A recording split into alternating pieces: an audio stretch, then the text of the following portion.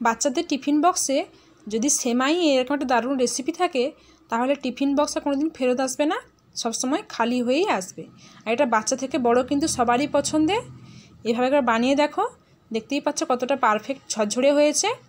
সেমাইয়ের এই উপমা বানানোর জন্য এখানে প্রথমে নিয়ে নিতে হবে নিজেদের পছন্দ মতো সবজি। এখানে আমি নিয়ে নিয়েছি মটরশুঁটি, গাজর, বিনস, পেঁয়াজ, কাঁচা লঙ্কা, টমেটো আর কাজু কিশমিশ আর সেমাই। প্রথমে কড়াইতে দিয়ে দেব ঘি। এটা কিন্তু পুরোটা ঘিতে করলে কিন্তু ভালো হয়, চাইলে কিছুটা তেলও ইউজ করতে পারো।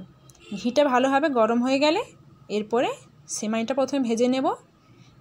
এই সময় কিন্তু আঁচটা একদম কম রাখতে হবে, না হলে সেমাইটা কিন্তু পুড়ে যাবে। সেমাইটা যখন দিয়ে থেকে সুন্দর ভালো গন্ধ বেরোবে আর বাদামি বর্ণের হয়ে যাবে, তখনই সেমাইটা উঠিয়ে নিতে হবে। উঠিয়ে নিয়ে এরপরে ওই কড়াইতে এবার দিয়ে দেব আরও কিছুটা ঘি। ঘি দিয়ে প্রথমে কাজু কিশমিশটা ভেজে উঠিয়ে নেব। কাজু কিশমিশটা কিন্তু বেশি কড়া করে ভাজবো না, হালকা হালকা করেই ভেজে নেব। হালকা করে ভেজে উঠিয়ে নিচ্ছি।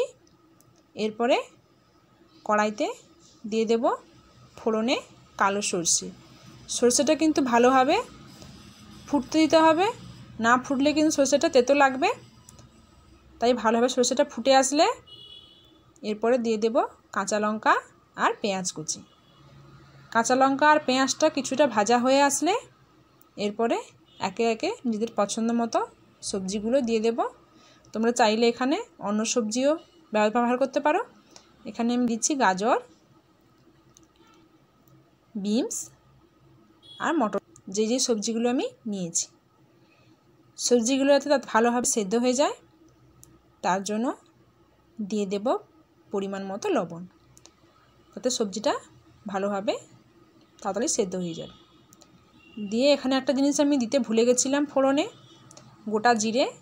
সবজিগুলো সাইড করে গোটা জিরেটা আগে ভেজে নিই। এই গোটা জিরেটা দিলে কিন্তু এর স্বাদটা দ্বিগুণ হয়ে যায়। এবার একবার দিয়ে দেখো। দিয়ে কিছুটা সবজি ভাজা হয়ে আসলে এরপরে দিয়ে দেব টমেটো কুচি। টমেটোটা যতক্ষণ না গলে যাচ্ছে ততক্ষণ কিন্তু নাড়তে থাকবো।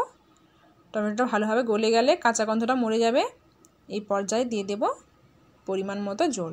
জল কিন্তু বেশি দেওয়া যাবে না, সবজিগুলো সেদ্ধ হবে সেরকম দেখেই জলটা দিতে হবে। এই দেখো অতটাই আমি জল দিয়েছি, এর থেকে বেশি জল দেব না। ভালোভাবে যখন জলটা ফুটে আসবে এরপরে অ্যাড করে দেব ভেজে রাখা সেমাই আর ভেজে রাখা কাজু কিশমিশটা। দিয়ে একদম সব শেষে সামান্য পরিমাণ চিনি দিয়ে দেব। তোমরা চাইলে চিনি দিতে পারো, না চাইলে না দিতে পারো। আর এখানে চাইলে কিন্তু ম্যাগি মশলাও ইউজ করতে পারো। এই এখন তাই দিচ্ছি না। দিয়ে এটা কিন্তু একদম স্লো আঁচে ঢাকনা দিয়েই কিছুক্ষণ সেদ্ধ করে নেব। হতে কিন্তু এটা বেশি সময় লাগে না। দেখো জলটা কতটা শুকিয়ে গেছে।